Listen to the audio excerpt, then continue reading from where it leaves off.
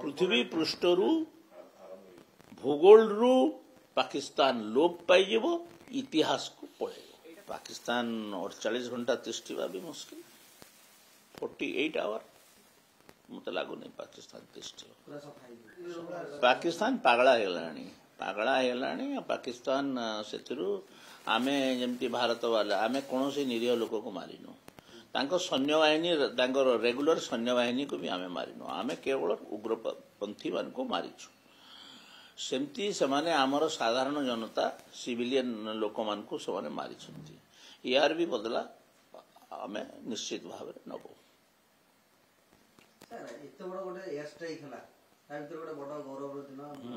निश्चित भाव मु भारतीय सैन्य बाहिनी समस्त नौसेना वायुसेना एवं स्थल सेना समस्त को मु बहुत बहुत बधाई जनाऊँगी एवं तांकर कार्यर मु बहुत बहुत प्रशंसा करुछि एवं प्रधानमंत्री को मध्य एवं प्रतिरक्षा मंत्री जो पूरा टोटाल समग्र केंद्र सरकार कर मंत्री परिषद को भी धन्यवाद अर्पण करुछि पाकिस्तान को आमे भी तांकर युद्ध विमान को मारी खसई दी कोटा खसई छथि सबने कोन कहंतु ना एई विमान नंबर एतिकी को आमे मारी की खसई छु गोटे कहंतु विमान तो जाई नहीं मोटे विमान कोडे तो मिसाइल्स वारा एटा तो विमान थिले सिना विमान जाइथिले सिना विमान को खसेबो तुमे विमान तो जाई नहीं सर पाकिस्तान वर्तमान गोटे हरड़ घोड़ार पड़ी सेपटू बीएलए बेलुचिस्तान आर्मी पाकिस्तान को अटाक करपटे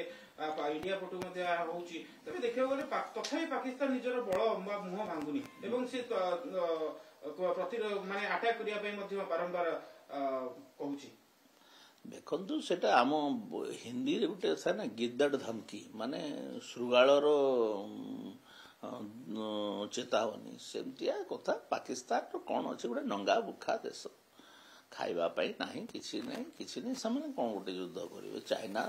चाइनार ताकत रे केते दिन नाचब कई उधार नहीं कई धनी हुए धार नहीं पतन हुए लोकंकर धार रे जो देश चलती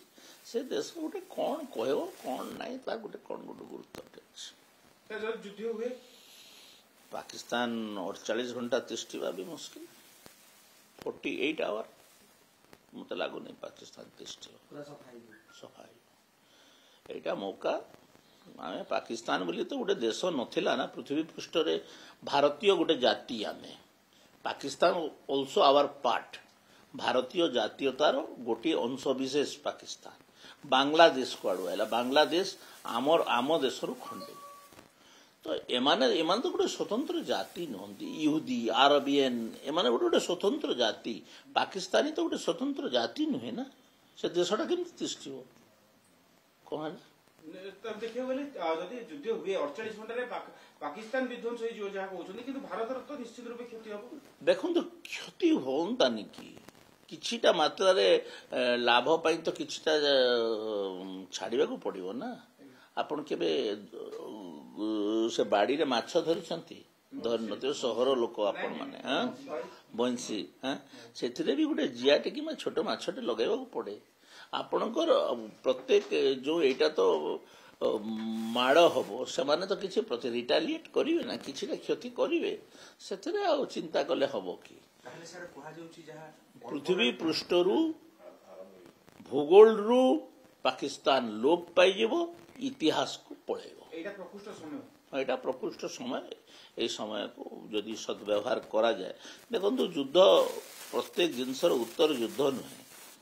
युद्ध हेले जे आम जो प्रकार आर्थिक उन्नति रे भारत बहुत आगु को जाउछि तार केते दूर प्रभाव पड़ेबो सेटा अर्थनैतिक समीक्षक माने आ युद्ध विशेषज्ञ माने निर्धारित करिवे तो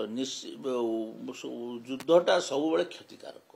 तो सेति सब भावी चिंती कर जो माने ए योजना करूछंती सब बहुत भावी चिंती करिवे प्रतिद्वंदी क्या कह जाए मु मन कर परीक्षा 80 मार्क आणली आपण 81 मार्क आणले किंबा 80% आणले आमे दी जण प्रतिद्वंदी हेले गोटे परीक्षा रे जणे 98% आणला बेल को जणे 30% मार्क रखुने से प्रतिद्वंदी ही जो ସମାଧାନ ଯୁଦ୍ଧ ଆଉ କିଛି ନାହିଁ।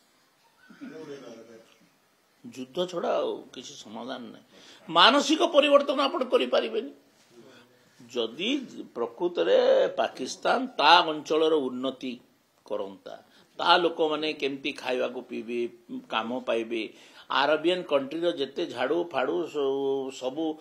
ତଳ ସ୍ତରର ଲୋକ ପାକିସ୍ତାନୀ, ଆଉ ଇଞ୍ଜିନିୟର ଫିଞ୍ଜିନିୟର ଟପ୍ ର୍ୟାଙ୍କର ଲୋକ ଭାରତୀୟ, ଏଇଟା ଚାରିଆଡେ ତ ଅଛି। ତ ପାକିସ୍ତାନକୁ ଶିକ୍ଷା, ସ୍ୱାସ୍ଥ୍ୟ,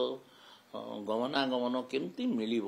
ପାକିସ୍ତାନ ନେତୃବର୍ଗ ଚିନ୍ତା କରିବା କଥା। ସାମରିକ ନେତୃତ୍ୱ ଥିବାରୁ ଏବଂ ସାମରିକ ମାନେ ହିଁ ଗଣତାନ୍ତ୍ରିକ ଉପାୟରେ ନିର୍ବାଚିତ ସରକାର ମାନଙ୍କୁ ନିୟନ୍ତ୍ରିତ କରୁଥିବାରୁ ସେ ଜାଗାରେ ବିକଶିତ ହେଇପାରୁନାହିଁ। ଦେଖନ୍ତୁ, ଆମେ ଯୁଦ୍ଧକୁ ଆଭଏଡ୍ କରି ଚାଲିଛୁ। ପାକିସ୍ତାନ ବାରମ୍ବାର ଯୁଦ୍ଧର ପରିସ୍ଥିତି ସୃଷ୍ଟି କରୁଛି, ଆମେ ମନା କରୁଛୁ। ଆମେ ଯୁଦ୍ଧଟେ କରି ନିଜର ବି ତ କ୍ଷତି ହବ।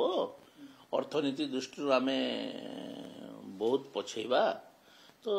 ଆମେ ଅଯଥା ଯୁଦ୍ଧକୁ ଆମେ ଆହ୍ୱାନ କରୁନାହୁଁ। କିନ୍ତୁ ଯୁଦ୍ଧ ଯଦି ଥୋପି ଦିଆଯିବ ଆମ ଉପରେ, ଆମେ କ'ଣ କରିପାରିବୁ? ସଫା କରିଦେବା କଥା। ମୁଁ ତ ଯୁଦ୍ଧ କରି ଯାଉନି ନା, ମତେ ନେଲେ ଯିବି, ମୁଁ ତ ଯାଉନି।